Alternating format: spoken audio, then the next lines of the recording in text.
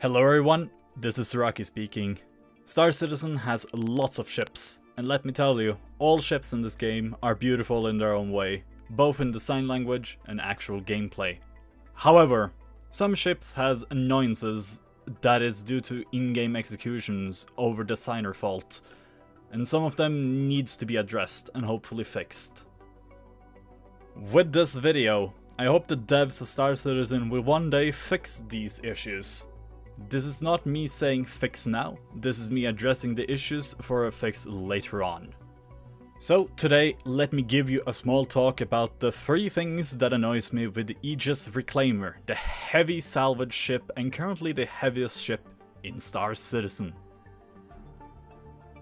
The Reclaimer is by all means not a finished ship. It is still in development. To make this ship 100% completed, it needs to have salvage, drone play and docking in the game, and neither of those are currently in this date and patch. So we are not taking that in mind. However, seeing how the Reclaimer is still in development, this will be a great thing to add when the time comes to finish up the ship. So let's start with number 1, elevators. The Aegis Reclaimer has 2 of these, one large cargo lift and one personnel lift. Both of these suffer from often not being able to hit the ground, mainly because of the Reclaimer's suspension in the landing gear, and in some cases the cargo lift will go below ground level. The cargo lift also suffers from its cargo flaps blocking your way onto the elevator itself, while the personnel lift suffers from no gravity, leading it to cause lots of glitches and sometimes death. Some easy fixing for all of these issues are as follows.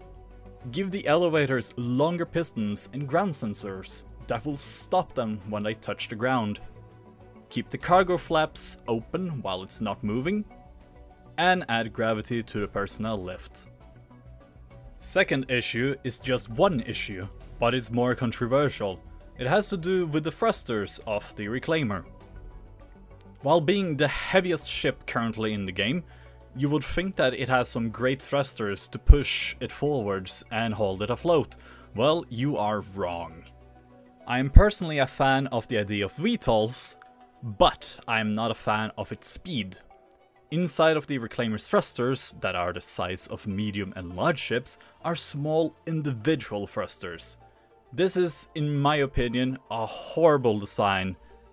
And to fix this, I would have added one large thruster unit per VTOL over this design.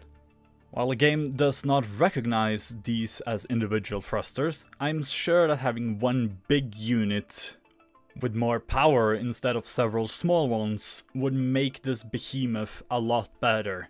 That and raising its thrust power by 10 to 25%. Which isn't a lot, seeing how the ship can fly all from 40 meters per second to 70 meters per second in atmosphere, depending on what altitude you're in.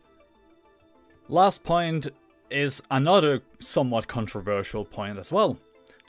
This ship has a total of 7 turrets, 1 being a man turret, and 6 of them are remote control. 2 in the front, 1 on top, 1 on the bottom, and 2 sitting on the back. However, the pilot does not have control over any of these remote turrets. This is a horrible flaw and is something that should be changed. I'm not saying give all turrets to the pilot, I'm saying give the pilot the 2 front turrets. We already have ships with pilot being able to use multi-crew remote turrets. This should be no exception at all. And that's what I got. If you have stuff you would have liked to see on the list, post them down in the comments or give me a message on the following platforms. I might make a second video on this topic. Thank you all for watching, take care, fly safe, and have fun.